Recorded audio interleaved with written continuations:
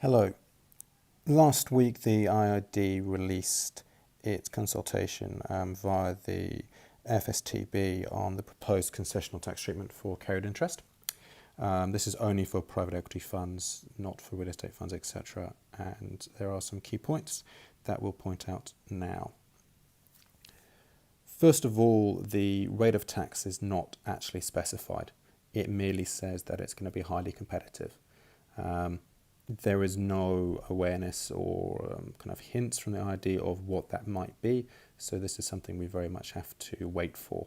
Furthermore, there isn't any documentation proposed around items such as setting off a carry loss against carry profits, or to clarify the timing of taxing, the sourcing, and the implications of items such as clawback or escrows. That's all to come. Good news is that it's retroactive from the year of assessment, starting 1st April 2020, so this is in broad alignment with the new funds law in Hong Kong.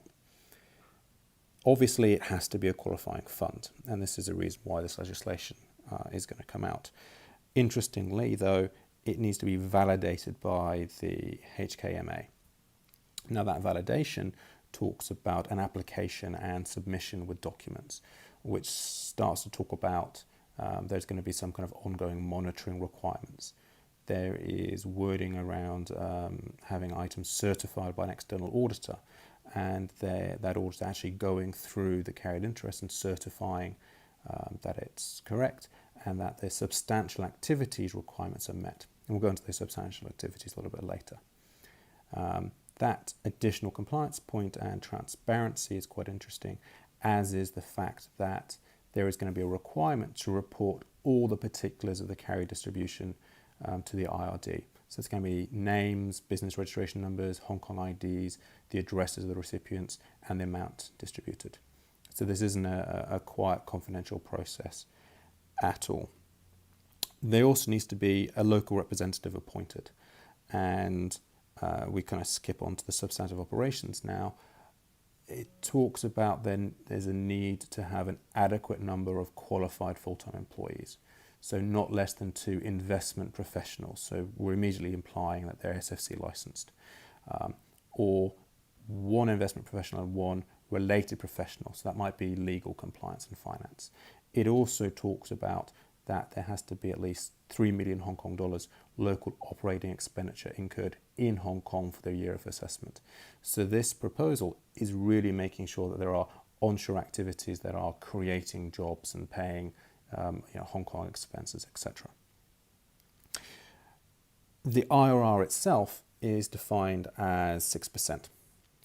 And whilst we all know that the actual terms within various funds will differ significantly, this legislation or this proposal has a 6% hurdle rate condition in the actual definition of carry. Now, as long as a fund is above that, we should be fine on that. I would expect that the industry is going to push back on this and would like it to be agreed between the investors and the sponsor, but I also feel that the IID will probably keep this number in. The profit is important, so this return has to be linked to the profit.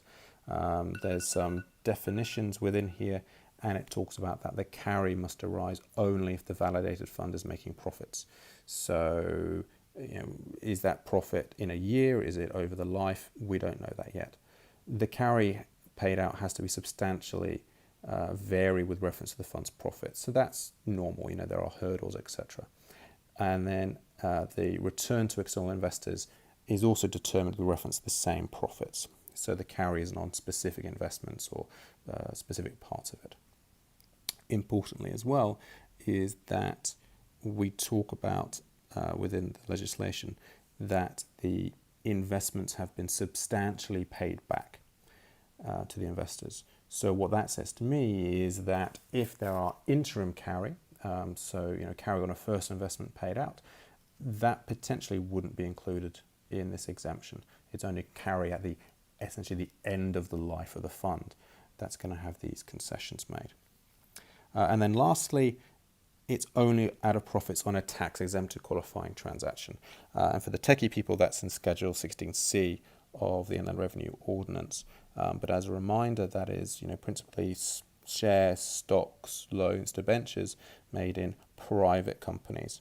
That follows the same definitions as the recent limited partnership law. That's quite a tight definition. Real estate is something that's definitely not in here. Listed investments is something that's not in here.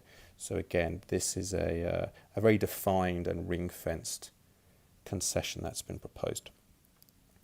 Comments are going to be received by the 4th of September, and we will then see what comes out of that process. I think there will be industry pushback, but I think the IRD and the government are keen to get this out in the real world as quick as possible. Any questions? As always, please give me a call. Thank